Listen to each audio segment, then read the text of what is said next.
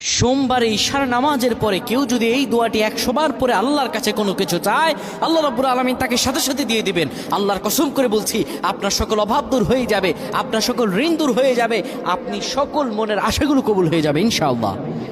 কেউ যদি সোমবার বরকতপূর্ণ রাত, এই সোমবারে আমার রাসূলুল্লাহ দুনিয়াতে এসেছিলেন, সপ্তাহে রোজা রাখারও সওয়াব আছে এই দিনে।